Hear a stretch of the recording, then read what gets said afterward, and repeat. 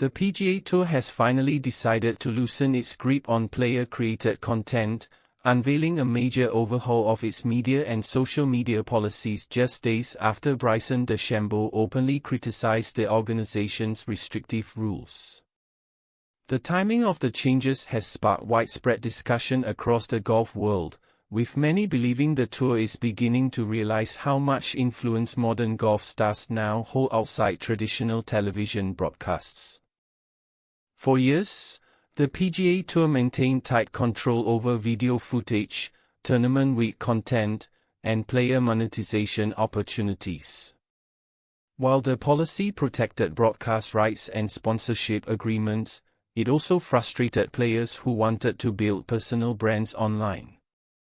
In today's digital era, golfers are no longer relying solely on tournament winnings and endorsement contracts.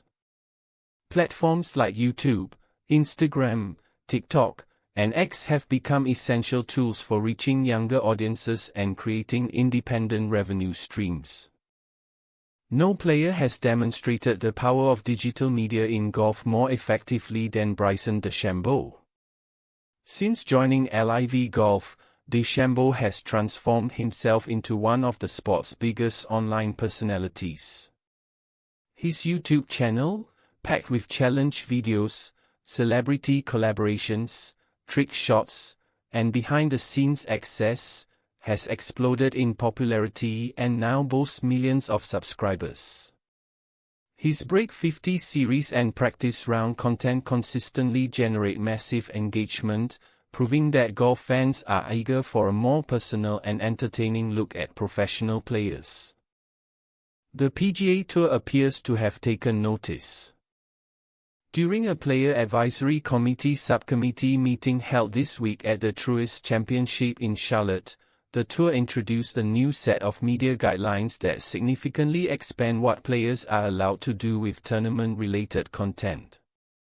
A formal rollout is expected later this month, but the details already reveal one of the biggest policy shifts the Tour has made in years. Under the updated rules, players will now be permitted to post up to 6 broadcast clips per round on social media, a dramatic increase from the previous limit of just 1 clip. This alone marks a huge change, as golfers have long argued that the old rule made it nearly impossible to create meaningful digital content during events. The Tour is also doubling the amount of highlight footage players can upload to YouTube after tournaments conclude. Previously, golfers could post only 60 minutes of highlights after a waiting period. That limit has now been increased to 120 minutes, giving creators much more flexibility to produce long-form content for fans. Another major change involves practice rounds and Pro-Am sessions.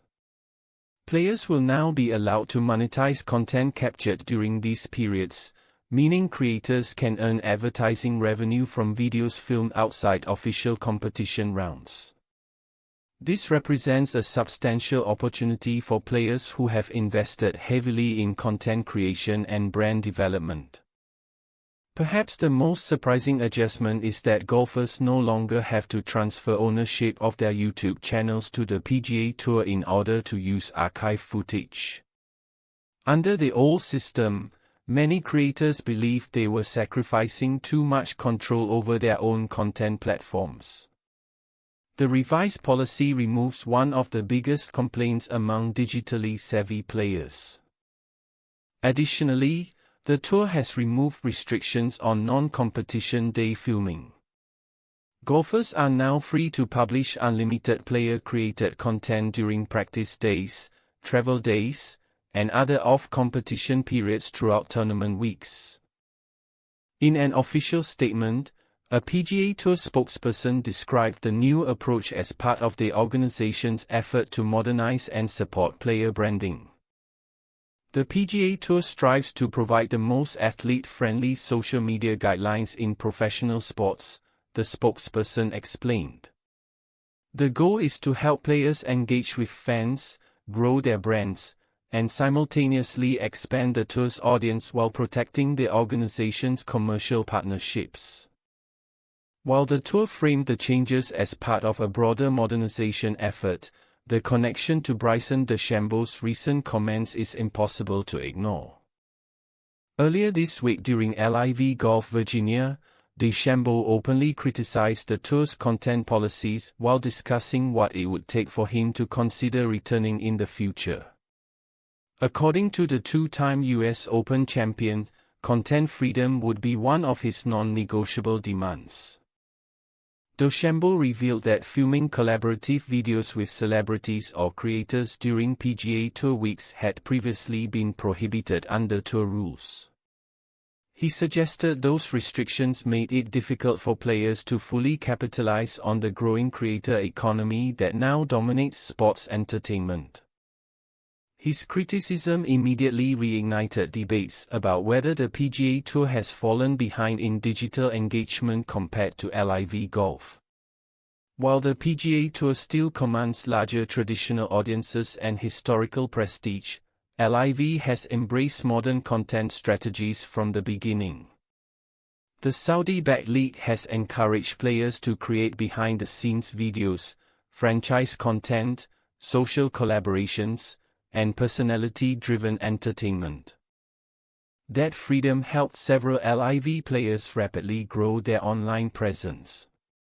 DeChambeau, in particular, became a perfect example of how powerful player-led media can be. His YouTube audience now surpasses the PGA Tour's own subscriber count, an astonishing reality considering the tour represents the biggest traditional golf platform in the world. Despite the loosened rules, the PGA Tour is still maintaining some important restrictions. Players remain prohibited from directly commercializing tournament round footage or official broadcast clips. That means creators cannot freely attach advertisements or sponsorship integrations to competition round content filmed on site during PGA Tour events.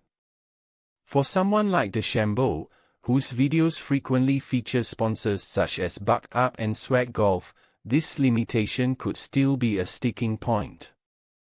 If DeChambeau were to film one of his famous challenge videos during a PGA Tour week, monetization opportunities would still face restrictions depending on how and when the footage was captured. Collaborations involving non-tour commercial partners also remain heavily regulated during tournament weeks.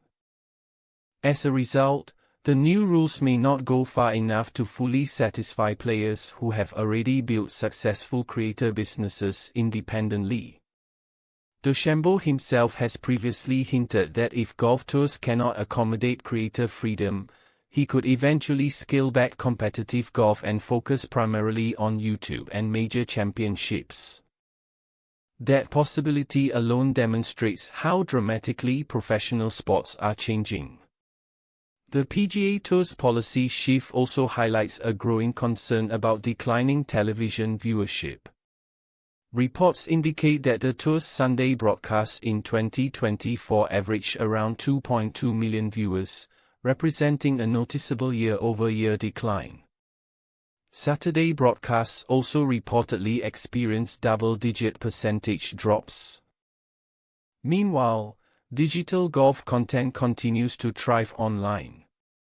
Fans increasingly consume highlights, short clips, challenge videos, podcasts, and behind-the-scenes content through mobile devices rather than traditional cable television.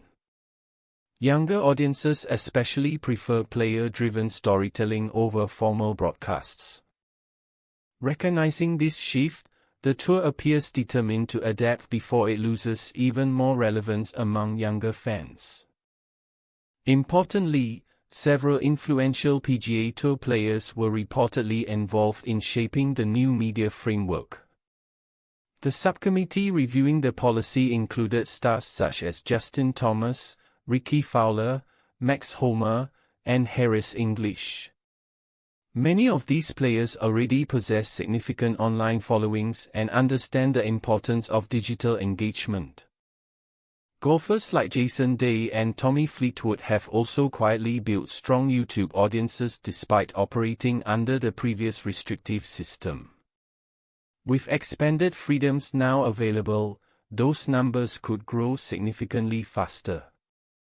For the PGA Tour, the strategy is simple. More player content means more exposure for tournaments, personalities, and sponsors.